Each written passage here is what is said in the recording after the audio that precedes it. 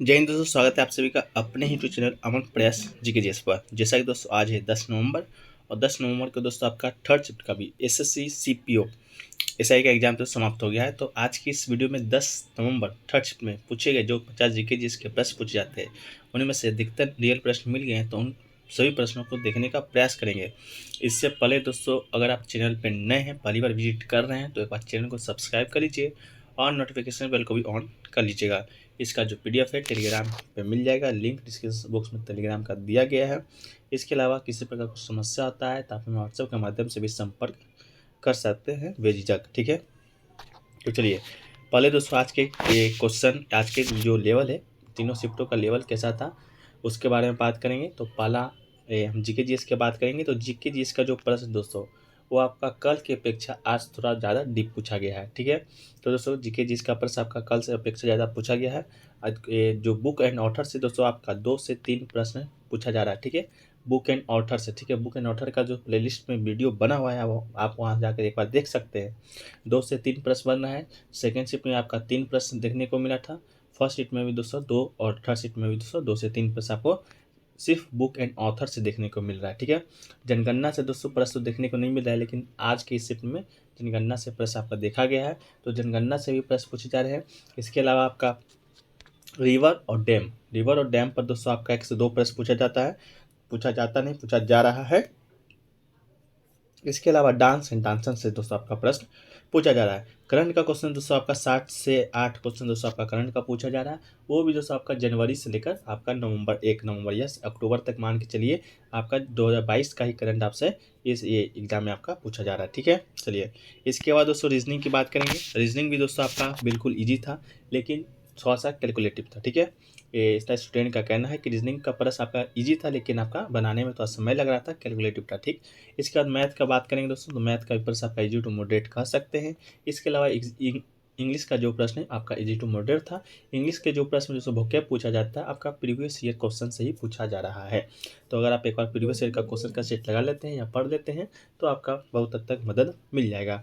अब बात करें दोस्तों, आपका सबसे बड़ा इस एग्जाम में आपका बहुत ही बड़ा चीज़ है वो आपका है टाइम मैनेजमेंट, क्योंकि दोस्तों आपका 200 प्रश्न है, 200 नंबर का है, और दोस्तों आपका मात्र 2 घंटा यानी कि दोस्तों आपका 120 मिनट दिया जाता है।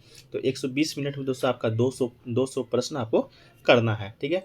हर प्रश्न के लिए 1 मिनट भी आपका नहीं दिया जा रहा है।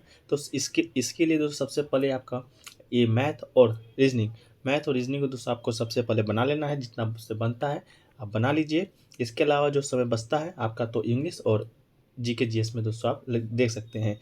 जीके जीएस में दोस्तों आपका ज़्यादा समय नहीं लगना है। जीके जीएस का प्रश्न ऐसा ही होता है कि आपको आता है तो ठीक है, नहीं आता है तो आप आगे बढ़ सकते हैं। तो सबसे पहले कहेंगे मेरे अनुसार आप जीके जीएस, रीजनिंग और मैथ को टच कीजिएगा, ठीक है। तो चलिए आज का कुछ क्वेश्चन देख लेते हैं जो कि मिले हैं। और दोस्तों जो अभी एग्जाम देकर आ रहे हैं थर्ड शिफ्ट का, तो ज़्यादा प्रश्न नहीं मिल पाए हैं, तो आप एग्जाम देकर आ रहे हैं तो कमेंट सेक्शन में प्रश्न को बता दीजिएगा, उसका आंसर कमेंट सेक्शन में देने का प्रयास करेंगे, साथ ही साथ उसको पीडीएफ में भी शामिल कर देंगे। तो जो जो एग्जाम देकर आ रहे हैं जरूर क्वेश्चन बताइएगा, ठीक है।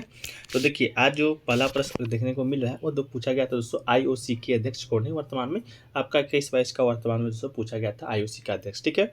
तो दोस्तों टोक्यो 2020 का ओलंपिक हुआ था। खेलों के अंतिम दिन के बाद थॉमस बाक ने अपने दूसरे कार्यकाल को अगस्त 2021 से शुरू करेंगे, जो कि 2025 तक कार्य करेंगे। तो दोस्तों आपका थॉमस बाक आपका बिल्कुल राइट आंसर हो जाएगा।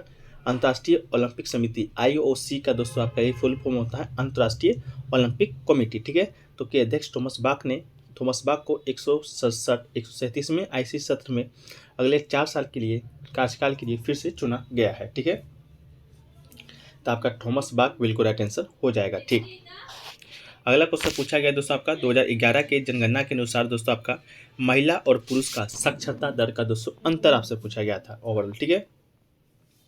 तो दोस्तों 2011 के जनगणना की बात करेंगे तो परिणामों से पता चला है कि देश में जो साक्षरता वृद्धि हुई है, मतलब कि 2001 में जो जनगणना हुआ था उससे ज़्यादा दोस्तों वृद्धि आपको देश में देखा गया है 2011 की जनगणना के अनुसार।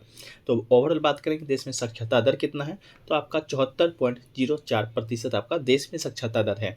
इसके अलावा पुरुष का साक्षरता दर 82.14% है और महिलाओं का दोस्तों आपका 65.46% है, ठीक है। तो ओवरऑल आपसे दोस्तों पूछा गया था अंतर दोनों का पूछा गया था। तो 82.14 माइनस 65.46 करेंगे तो दोस्तों आपका तकरीबन 16.68% आपका अंतर आ जाता है। तो अगर आपका 16.68% ऑप्शन में दिया गया था, इससे मिलता जुलता भी दिया गया होगा, तो दोस्तों आपका यही 100% राइट आंसर होने वाला है। कितना? 16.68%। ठीक है। इसके अलावा बात करेंगे दोस्तों तो भारत के राज्यों में कि सबसे ज़्यादा साक्षरता वाला राज्य कौन सा है, तो आपका केरल हो जाएगा, जहाँ की 2011 की जनगणना के अनुसार आपका 2011 जो जनगणना है आपका हर 10 साल बाद आपका जनगणना होता है। ठीक। तो आपका अंतिम बार 2011 में हुआ है, 2021 में होना था, लेकिन कोरोना के कारण अभी तक नहीं हो पाया है। तो आपका पिछला बार का जनगणना से ही सारे प्रश्न अभी तक के एग्जाम में पूछे जा रहे हैं। तो देश में केरल का साक्षरता सबसे ज़्यादा है। वहाँ की जो आबादी है 94% के साथ उच्चतम साक्षरता है, मतलब कि 100 लोगों में वहाँ के लोग हैं जो कि 94 लोग आपका साक्षर हैं। ठीक है। चलिए एक अगला क्वेश्चन पूछा गया दोस्तों, आपका भारतीय महिला टीम कितनी बार वर्ल्ड कप जीती है। ठीक है। आपका भारतीय महिला टीम के बारे में पूछा गया था। तो ICC women's one day cricket world cup के विजेता इंग्लैंड, ऑस्ट्रेलिया और इंग्लैंड ने 12 में से 11 खिताबों पर कब्जा किया है। सबसे अधिक बार कब्जा करने वाली जो टीम है आपका ऑस्ट्रेलिया है। भारत ने 2 बार फाइनल में जगह बनाया था, लेकिन दोस्तों अभी तक एक भी खिताब आपका नहीं जीता है। तो आपके ऑप्शन में एक भी खिताब नहीं, मतलब कि 0 भी दिया गया था, जो कि बिल्कुल आपका राइट आंसर हो जाएगा। ठीक है। कल पूछा गया दोस्तों आपका भारतीय महिला टीम की कप्तान कौन है, तो उसको हरमनप्रीत कौर को बनाया गया था। ठीक है।